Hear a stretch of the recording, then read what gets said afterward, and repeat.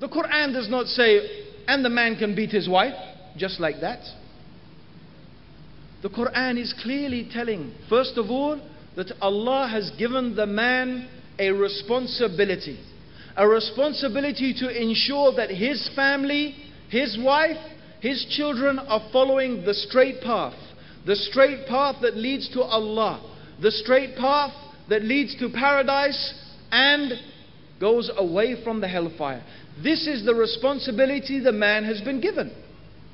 Now all of us recognize, for example, that any government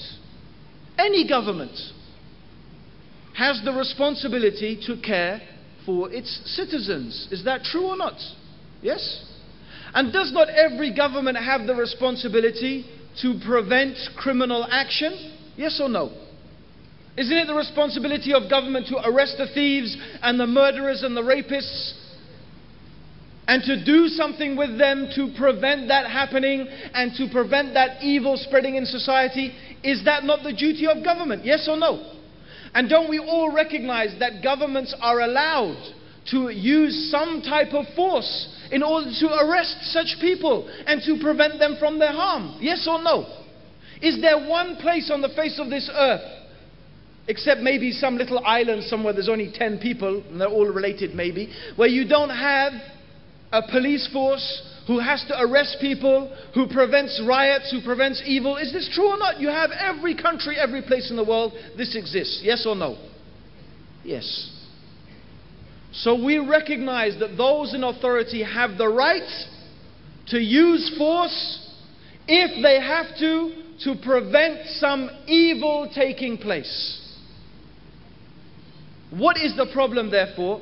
That Islam has given the head of the household some allowance to use a type of force in order to prevent his family from falling into evil. And that force has conditions on it, and it has prerequisites to it.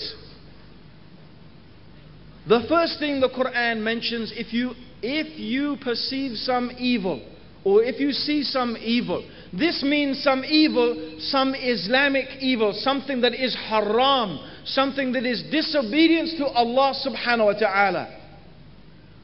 And Allah also mentions in these same ayat that the believing women, they are obedient to their husbands and they guard in their husband's absence their chastity. So if someone sees that his wife is going astray or his family is going astray, then Allah has given a system of correction to prevent this crime that will lead to something much worse than prison, lead to the hellfire. First, Allah said to the man to admonish the wife. First you tell her, like you would tell anyone, giving them dawah, with maw'idah, with a nice exhortation.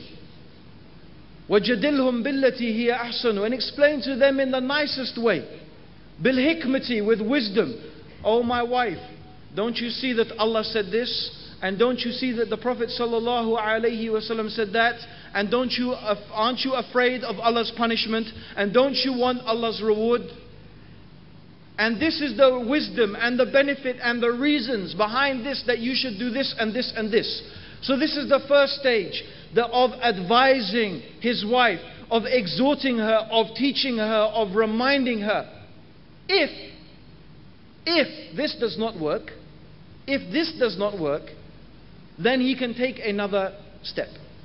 And another step is that he turns his back on her in the bedroom.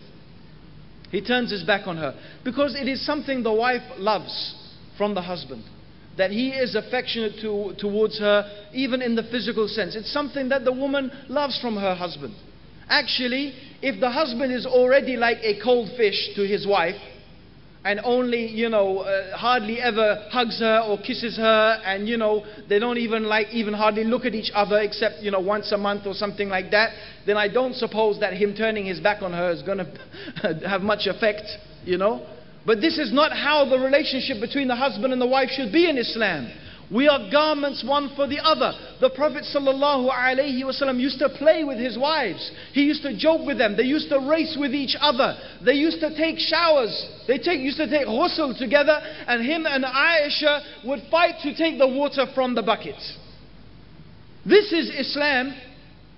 This is how the affection should be between the husband and the wife. The best of you are those who are best to their wives. And I, the Prophet ﷺ said, am the best to their wives. So this is how Islam should be. So if your relationship is like that, then you turn your back on your wife is going to feel sad. And she, inshallah, she's going to relent to that. Even if this after some time does not work, then the husband is allowed to prevent her from evil, to apply some type of physical force. This is a type of very light beating. In fact, as some scholars mentioned, it is just to hit with the miswak. But Allahu alam. What we know from the Prophet ﷺ is this type of beating is not allowed to leave any type of mark. It is not allowed to break the skin. It is not allowed to break a bone or even leave a mark on the skin. A beating that is that severe is forbidden, and this is a type of assault. And it's haram and a crime in Islam to treat your wife like that. But a type of physical reprimand in order to bring her to goodness is allowed. This is not an excuse for a man to beat his wife. It's not allowed. Just for any reason, because you're angry, you're upset, because, oh, the dinner's not ready. What is this? This is not the way. This is not Islam at all. In fact, the Prophet ﷺ hated that people should beat their wives. He did not like that people should beat their wives. In fact, he said, the best of you are not those who beat their wives.